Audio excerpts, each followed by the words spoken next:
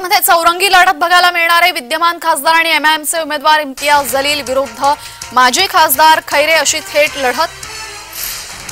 सोबतच औरंगाबाद मध्ये शिवसेनेने सुद्धा उमेदवार दिलेला आहे। संदीपान भुमरे आणि वंचितने सुद्धा उमेदवार दिलेला आहे अफसर खान।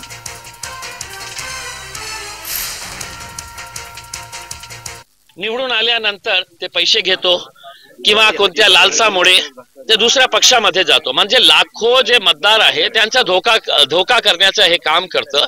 म्हणून हे पर्सेंटेज कमी होत आहे, ते देशासाठी चिंतेची बाब आहे। माझी अपेक्षा आहे की येणारा लोकसभा मध्ये याच्यावर सविस्तर चर्चा व्हायला पाहिजे की आपण लोकांचा मोरल कसा बूस्ट करता येईल आणि लोकांना का बंधनकारक करता येईल की 5 वर्षामध्ये एकदा तरी तुम्ही मतदान करायला या।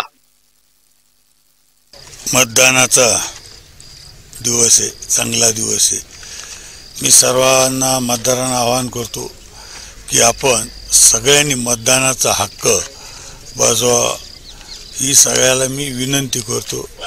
आणि मला एक सांगायचं की आपण आता 15 दिवस सर्व कार्यकर्त्यांनी मेहनत घेतली आणि एक आज शेवटचा दिवस आहे, तर शेवटच्या दिवशी सगळ्या मतदाराला मतदान पेटीपर्यंत आणून मतदान करून घ्यावं हीच विनंती करतो। ठिकाणी महाविकास आघाडी सरकार इंडिया संघटन झालं। सकाळपासून महाराष्ट्रामध्ये वातावरण एकदम अगदी महाविकास आघाडीचं झालेलं आहे, म्हणजेच परिवर्तनाची लाट या ठिकाणी महाराष्ट्रात निर्माण झालेली आहे। सरपंच तुम थोड़ा सा इधर आणि म्हणून मी या ठिकाणी